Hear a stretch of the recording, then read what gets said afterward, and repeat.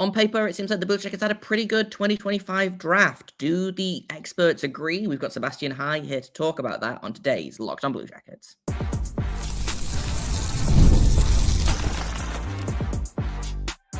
You're Locked on Blue Jackets, your daily podcast on the Columbus Blue Jackets, part of the Locked on Podcast Network, your team every day. Hello, welcome to Locked on Blue Jackets, part of the Locked on Podcast Network, your team every day. I am, as always, your host, Jay Foster, here to give you the good, the bad, and the ugly about your favorite team and mine, the Columbus Blue Jackets. Before we get things started, I want to thank everyone for making this your first listen of the day every single day. Locked on Blue Jackets is free and available on all podcast platforms and over on YouTube. Now, on today's show, we are talking prospects, as I have promised. It's been about a month since the NHL draft, so I figured we would do a roundup. I've got Sebastian High of Locked on NHL Prospects and the USA scout over at Elite Prospects. And we're going to talk about the draft as a whole, how the Blue Jackets did, what each player is like. And then we're going to get into a little bit of talk about the prospect pool itself, what that looks like now, that some guys have graduated, that some guys have been traded out of it, that some guys have been added into it. So that's all coming up on today's show. So I'm just going to get into my conversation with Sebastian. It's been about a month since the draft. I figured we would take another look at the draft picks that the Blue Jackets took, how they're settling into the prospect pool, and what that prospect pool kind of looks like now that, there's been some additions, there's been some subtractions, all of that stuff. So I've got one of my wonderful colleagues here at Locked On, Sebastian High, USA scout at Elite Prospect and host of Locked On NHL Prospect. And like I said, we're going to talk about the Blue Jackets draft. We're going to go through, look at the guys that they took, and then we're going to look at how they fit into the prospect pool as it stands. So, Sebastian, great to have you back on the show. Let's start off with the big guy, Jackson Smith, 14th overall. I was surprised that he lasted to 14th overall, but I'm super not mad that he did. How do we feel about Jackson Smith as the 14th overall pick? We like this a lot. I mean, I think just to start things off, at Elite Prospects, he was a perennial top 9 player for us this season, and he ended up at 6th overall in our final rankings. We think that he has some real shades in his game of players like Thomas Harley, for instance, in terms of that elite mobility, the big offensive runway, and also just a pretty imposing physical frame as well. There's not much to not like in terms of the physical tools with Jackson Smith.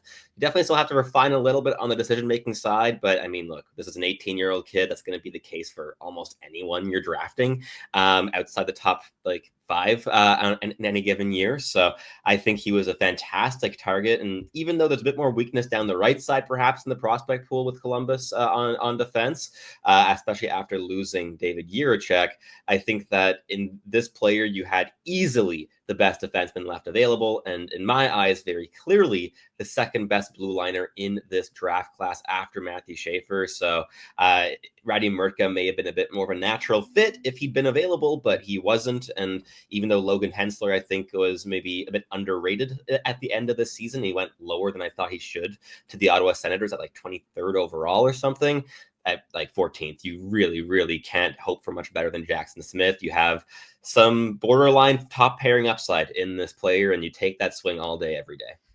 Yeah, for sure. I liked Murtka a lot. I had made my peace with him not lasting to 14th overall. Again, I was pretty sure that the Penguins were going to walk away with Jackson Smith and Victor Eklund. So what did they take, 11th and 12th overall, or 10th and 11th overall? But I'm pretty glad that Jackson Smith landed where he did. I think you can never have too many defensive prospects. The Blue Jacket prospect pool for defensemen is a little bit weird at the minute, as we'll get into that in a little bit. But Jackson Smith feels like a really good addition, especially as Matejchuk has now aged out of being a prospect by, I think, most prospect standards. Let's talk about the other first-round pick that the Blue Jackets had at 20th overall, which was not a name that I was expecting to hear. I thought that they might take a goalie. I did not think that they were going to take Pyotr Andrianov. I am after, doing my research, looking into it, watching a bunch of tape, I'm not mad that they took Andrianov over Ravensbergen, but I do think that's going to be the debate, right? It's going to be the Wallstedt versus Kosa debate. Yeah, a little bit. I think that in general, that this year's draft class for goalies was not as highly regarded as the 2020 draft was there with Wallstedt and Kosa. And I think for myself personally, the only goaltender I had ranked in the first was Ravensburg, and I had him at 31st or 32nd or something in that range.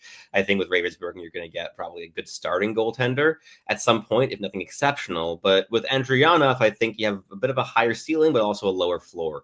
He's a true raw athlete. This guy is incredibly athletic. He's a fantastic skater, and he moves with real explosiveness. So that power, that athletic ability, he's 6'2", 207 pounds. I think he's a player that could really, he's going to need time to grow. And I was actually happy to see that, even before the draft, he'd already kind of sorted his contract extension in Russia there for, I believe it was another 3 seasons on top of his current deal, if I'm not mistaken, to stay in Russia there. But I think that coming over as a goaltender 22, 23 is a great age range to be entering North American professional hockey, whether you're a goaltender coming over from Europe or if you're also coming from the college ranks in the US. I think that's kind of a really solid age to make that jump. And we've seen some other guys that have been able to flourish while making that jump earlier, like Jacob Fowler in the Habs system, who looked really good in the playoffs for the Laval Rocket. But in general, goalies need time. And this is one benefit when you have a second first round pick. You can take a swing on a guy that is a bit of a longer project. And Andrianov is just that. But with that mobility, with his physical tools, I think he could grow into a really, really fun netminder to watch in the National Hockey League. But we also did note that he had a lot of still immature aspects in his game, but he put up awesome numbers in junior hockey this year with a .942 save percentage in 37 games. And I think that this is a very kind of Columbus pick. You're kind of putting aside what other people might be saying, what they're thinking, and just going we have a guy, we're just swinging for the fences. We saw them do it with Yegor Chinnikov a couple of years ago. This reminds me a little bit of that. We had Andrianov ranked at 79th overall at Elite Prospects. But the thing we always say about goaltenders over there too is that they are voodoo. It is very difficult to predict them. And I think in the end, if you think that you can work with an athlete and a human being to really develop their careers both on and off the ice, I think it's a swing you can take. But fascinating draft pick, and definitely one that me lean back in my seat a little bit while watching the draft and being okay, yeah, Columbus is doing something here. That's interesting to see. Yep, I had all my prep. I was I think they're going to take this guy. I wouldn't be surprised if they take this guy. And then they come out and they're well, here's a dude that I'm not familiar with at all. So yeah, very, very Columbus to just kind of be you know what, we like this guy, we're going to take him, we'll figure it out later. We've talked about it a lot on the show. If he doesn't make it to the NHL for the next 5 years, that's just kind of how long goalies take. Yeah. Igor Shesterkin was 26 when he made his NHL debut. Yeah, it's fine. And maybe if someone, who knows more about prospects than I do says that, people will listen. But I'm not worried. Ravensbergen apparently is going to take about the same amount of time, people say. Yeah. He's just going to be a little bit closer while he develops, Yeah. It's fine.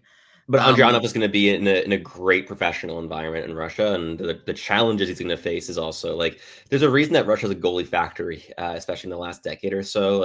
The environment for developing young goaltenders and giving them big workloads at the top professional tier as 20, 21-year-old players. That's something that I think that they can offer that really does help goaltenders take on that responsibility and challenge themselves to kind of explore their games as much as they can to grow at a pretty fast rate. And when they do come over, Russian goaltenders often need very little time to adjust to North American hockey too. Yeah, for sure. Obviously, there was a lot of conversation about why did they take him in the first round? Well, because their next pick was the 4th round. He almost certainly wasn't going to be there by then. They did end up trading. I believe they traded a 3rd round pick next year for a 3rd round pick in the 2025 draft. And they took a defenseman that has been weirdly divisive for a third round pick. What can you tell me about Maltevas? Yeah, so Maltevas is an interesting player. He's a very smooth skater. He plays with real physicality, and with that combination of smooth skating and physicality, I think he's a guy that a lot of teams looked at very interestingly. But our player comp for him at Elite Prospects this year was Ben Sherratt, and I'm a Montreal Canadiens fan, so I watched a lot of Ben Sherratt, and that comes with its fair share of frustrations. I think that with Maltevas, you also do get some real boneheaded decisions in the defensive zone, especially in terms of the puck moving in the breakout. That's going to need to be something that they just work on like really, really clearly. That said, despite those kind of question marks, he still ended up at 64th overall on our board, which was the last pick of our second round. So we think that he's a guy that's probably going to kind of make it to an NHL level, at least as a number 7 defenseman with that physicality. And I think that he's also a player that will be able to also add some more tools into his toolkit in the coming seasons. Just never expect him to be an offensive leaning guy. This is a defensive defenseman who can move well, hit hard. We have to develop that breakout game a little bit, but he's got the tools to make opponents to punish opponents. And I think that of all the Sweden-based blue liners in this year's draft class, he might have like the most direct path to playing NHL minutes because of that play style. And I think that when you are selecting in the third round with your third pick of the draft class, it's a perfectly fine profile to take a swing on. Right. I feel like a lot of people, and I feel like we have this conversation every time I have a prospect expert on or a scout on, is like people have this weird thing of like, well, he's a third round pick. That means he should be an NHL player. And it like at a certain point, it's kind of not diminishing returns necessarily, but I look at it as like, okay, you want your first and second round picks to be NHL players. I feel like if your third round pick turns into a serviceable NHLer, that's a win, right? Absolutely. The seventh round pick gets an NHL game, you win. Absolutely. Yeah. I mean, like if you look at for instance, the data of which how many players make it in any given like range of the draft class, when you're picking top 5, you're at like a 98% likelihood of getting 200 games or something in the NHL. But even when you fall to like 16th overall, that falls down to like 60%. And by the end of the first round, it's 30. And by the end of the second, you're probably bordering closer to like 20, 22. So in the third round, you're well under the 20% marker in terms of playing significant minutes or like more than 100 games in the NHL. So if you're able to make a hit on an NHL player in the third, fourth, fifth, and then like not even to mention the late rounds of the draft class, you're making out very well. So you don't always have to swing for the fences. I think for myself, I like the idea of kind of like balancing your baskets a little bit in terms of what you're doing with your later round draft selections, of trying to pick a couple of guys where you think, okay, the likelihood of them making it in like a depth capacity is decent enough. And on the other hand, guys that are never going to make it in depth capacity, but have a chance at making it in a higher end spot in the lineup. I like balancing that out a little bit. So I think Maltevas is a perfect kind of profile of player to target in terms of that more like higher likelihood based on his relative range in the draft class here.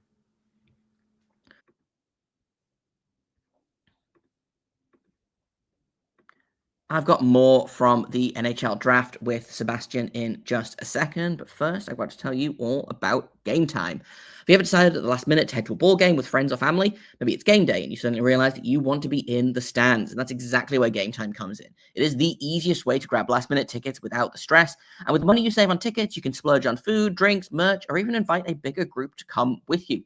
Game Time makes all that possible, and they make buying tickets fast and simple. Prices on the app actually drop the closer you get to first pitch, and they've got incredible last-minute deals, clear seat views, and a lowest price guarantee that takes the worry out of buying. And it's not just baseball either. They've got all of the sports. They've got comedy. They've got musicals. They've got concerts. My partner is going to a concert tonight. They got their tickets on Game Time this morning. It's great. Like, you can just get whatever you want, and it's the best view, and the best deal as well. Take the guesswork out of buying tickets with Game Time. Download the Game Time app, create an account, and use code LOCKEDONNHL for $20 off your first purchase. Terms apply. Again, create an account and redeem code LOCKEDONNHL for $20 off. Download the Game Time app today. Last minute tickets, lowest price guaranteed. So this is Don Waddell's second draft with the Columbus Blue Jackets, and it appears that he has a type thus far. He picks mostly defensemen, mostly big guys, all excellent skaters. Their fifth round selection, Owen Griffin, is a very small forward that is honestly, it seems like the ghost of Jarmo Kekalainen possessed him. And I don't know whether this was like Ville Siren just kind of deciding that this was the pick and bullying Don Waddell into going with it, but like kind of an unexpected pick for Columbus to make in the fifth round.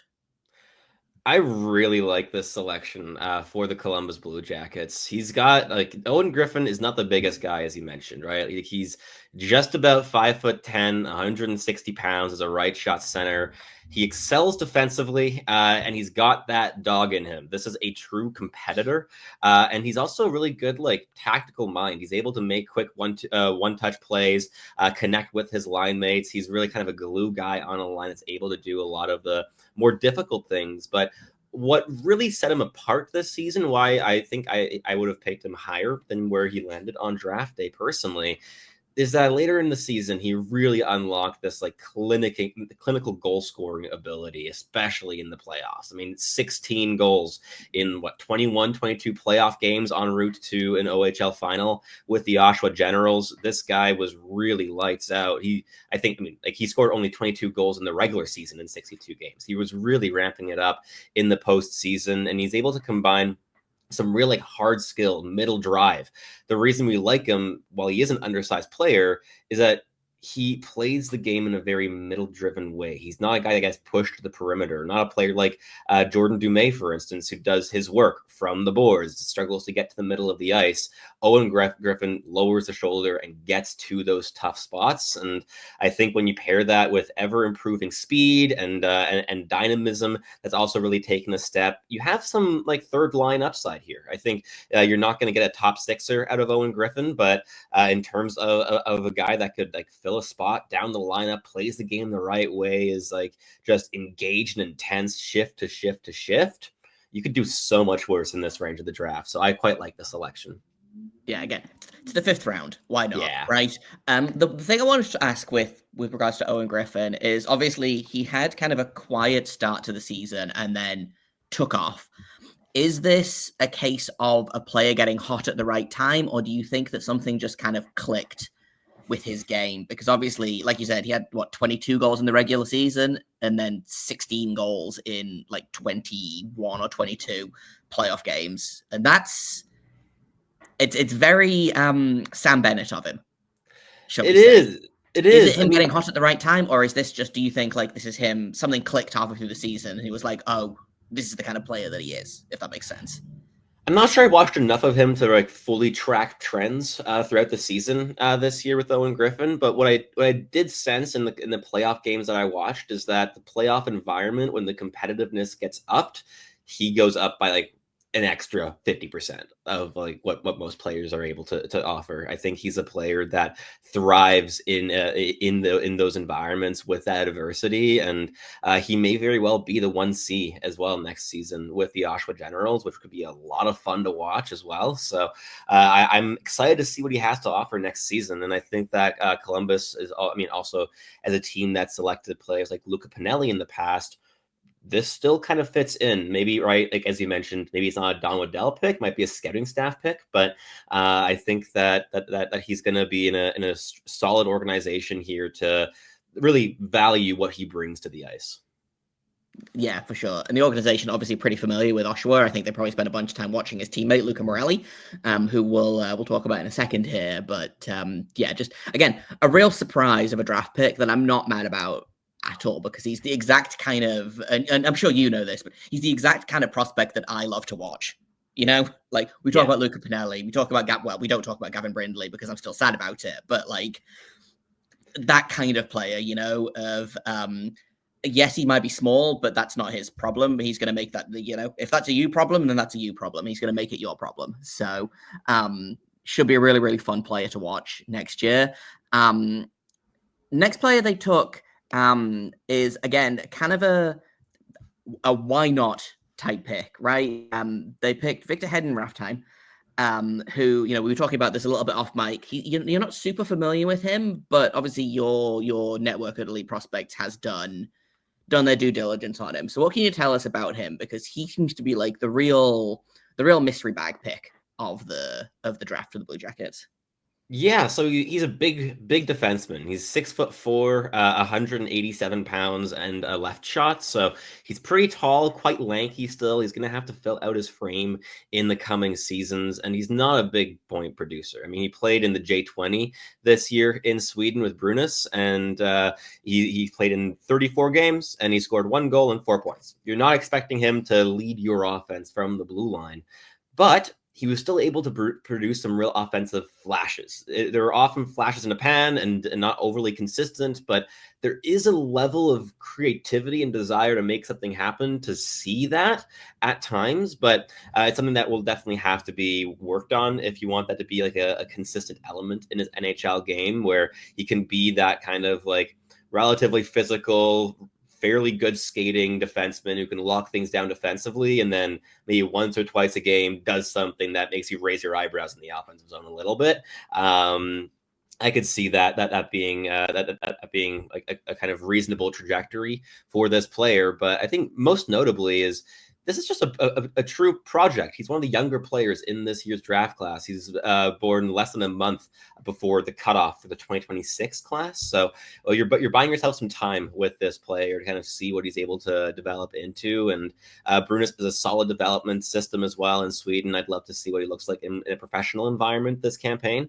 But I think overall he's a player where you see some raw tools. You like the size. There's some flashes of offense. There's a good basis of physicality. You see these abilities that could be, I guess, eventually molded into an NHLer, but you're picking in the late couple rounds of the draft. You're taking swings, and this is a swing, but there are very few players in this range that would not be quantified as like swings with a reasonable chance of missing on those. Yeah, for sure. He feels like a guy that you just kind of like, right, he's in the system. We won't hear about him for 5 years. Yeah. And then maybe eventually just cook in Sweden comes in and see what you got. Yeah, and like maybe eventually in like 7 years' time, when you've forgotten he's in your pool, he comes in and wins a spot as like your sixth defenseman. It's like, oh yeah, this guy, I remember him. It might be that kind of a situation too, but no, I think again, it's a Swedish defenseman, and you can do a whole lot worse than a 6'4" Swedish defenseman who's very young in the draft class and in a decent development situation. For sure. Let's talk about who some people are calling the 8th best prospect that's not in the NHL right now. I want to talk about Jeremy Loranger, who has kind of been made infamous on hockey Twitter over the past few days. I'm not gonna name names or anything, but I did see someone's model has him ranked as the 8th best prospect in of all NHL prospects, I think. Which, listen, we've talked about it. I love that kind of archetype. He's a smaller guy, scores a lot. I am struggling to connect these particular dots, right? It seems like a lot of people are kind of saying, "Oh no, he's better than a 7th round pick. Like, this was a great swing to take." But I'm struggling to get all the way to no, this guy is the 8th best. Like the 8th best teenager in the world right now, right? What can you tell me about like the game, like Loranger's game, and also like what's up with this weird cognitive dissonance that everyone seems to have about him at the minute? It's just pure scoring numbers. So he was playing in the BCHL this year with Sherwood Park, and he was the top scorer and the MVP in that league this season, scoring 40 goals and 105 points in 54 games. I think in terms of that cognitive dissonance, partially it's just a bit like strange to me if like a point a game in the NCAA, like James Higgins is valued like 75 spots lower than 2 points a game in the BCHL. And the BCHL is a league that really took a big hit this season with the best team in the league, the Penticton Vs, exiting. It's a league that's been getting less and less and less talent, especially now in the last year with the NCAA making their decision to allow CHL alumni. there's little reason for Canadians to now take the BCHL route in order to transfer over to college afterwards. And yeah, so the league took a hit. Loranger, very interesting player. I think as you mentioned, there's definitely an argument that he's worth more than your average 7th round selection. But as I was saying earlier, with every late round pick, you're taking a swing. And this is the other type of swing than Malte Voss. With Malte Voss, right, like you're getting a decent enough chance at a third pairing defenseman. With Loranger, you're getting a shot at like a second liner and probably no bottom 6 fallback game.